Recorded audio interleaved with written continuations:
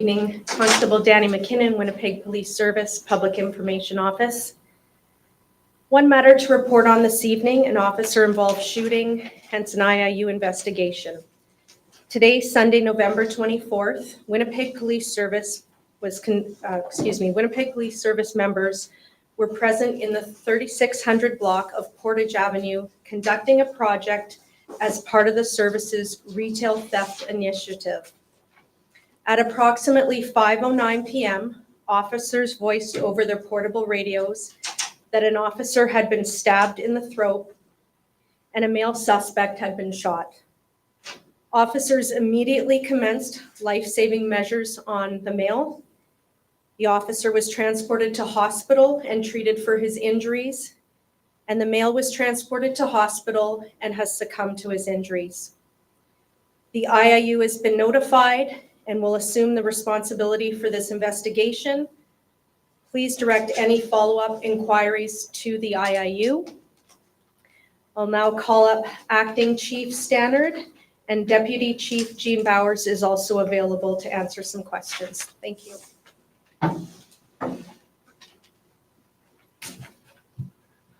Thank you for coming. Short notice, but it's really important to have you here tonight, so I thank you for coming tonight.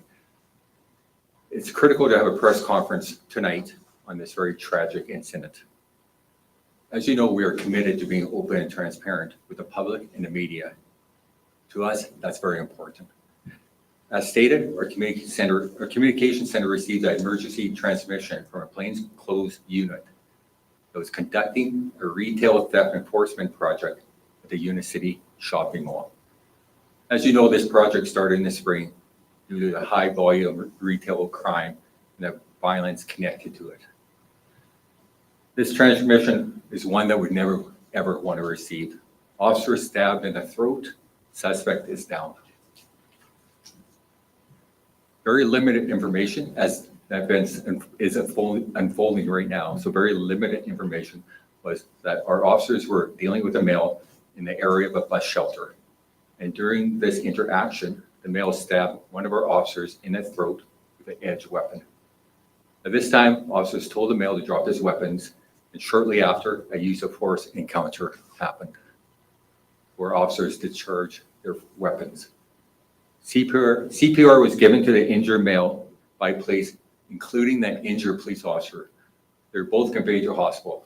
Our member is being treated at the hospital for neck injuries, throat injuries, and the suspect was pronounced deceased. We are aware of videos online, and we caution the public that they do not show the entire incident. I've said this before, and I'll say this again. Our members do not come to work to take a life. They come to work to serve and protect the community. These are dedicated and committed police officers that take their oath very seriously. Our thoughts go out to the injured member, his family, our police family. Our thoughts go out to the family of the deceased and the community at large. I would just like to take this opportunity to thank our members that attended the call afterwards, the first responders, the hospital staff for their medical assistance. I can't really speak, and you're going to be frustrated because I can't answer questions because it's in the hands of the IU right now, and also it's just unfolding as we speak. So details are very limited. But I needed to get out in front at 9:30 at night to at least put some details to the videos out tonight. Any questions? Can you give us some details about the officer who was injured, length of service, and also, more importantly, how they're doing? Your service is? He's a senior member. Senior member of the Winnipeg Police Service. I had the opportunity to go and see him when he was being treated. His wife was there. Very emotional and just extremely emotional. He's doing well, thank you, and they're treating him very well. And his injuries, I would say he's stable and most likely be released. Well, you were saying that this happened at the bus shack, but they were on duty, like as a loss prevention type thing. So how did they go from the store and make their way to the bus shack? I can't answer that because I don't really know. All I know is during their course of their duties, in that Unicity Mall, there's a whole bunch of different outlets and stuff. They were directed to go and they had an interaction with this male. And during that interaction, the male stabbed one of our officers. You know what store the officer was at? No, I don't. It's if you know Unicity Mall, there's lots of different stores, so I'm not too sure. It's still being worked out, so. Was the male known to police? We have not identified him yet, so I can't say. So, I thank you for coming out. I think that's all I can say. It's really important for you to carry that message out too. So I thank you for that. So. In light of some of the other incidents that have happened recently with machetes and weapons like that, is it changing the way that police respond to individuals in situations, or? So I've spoke before, they react to the actions of that person. So how the person acts, they react to that.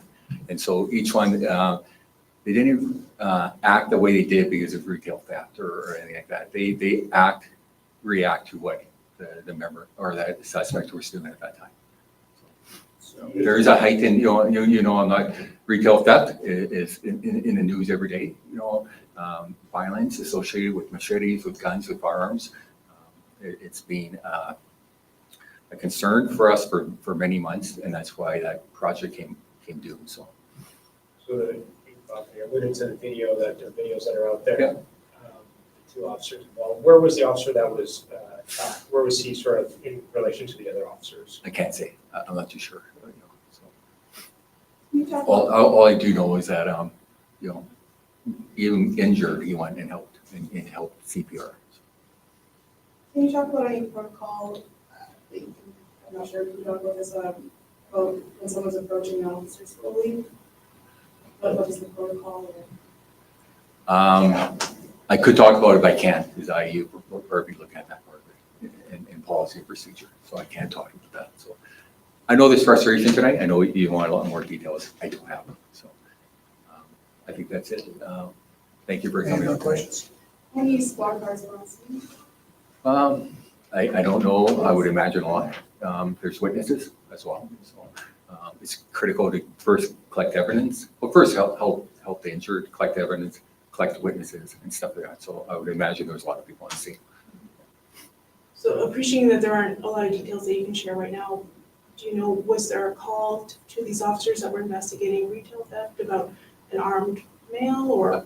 I can't. I don't know that. No, I don't know that. It's still unfolding as we speak. Is there any message that you can offer to the I public? can- And it's a lot of I it's a can public area. offer a message. A lot of people were there. I can offer a message. I can offer that there's videos out there right now. I'm asking the public to let it play out, let IU do their investigation and just wait for that before they make any judgments. That's what I'm asking for. Are you concerned that those videos may present the officers in a negative light? I'm concerned that it only shows part of the interaction. That's what I'm concerned about. There was a front part of it that doesn't seem to be on video. Yeah, we're not sure. So I'm concerned about that.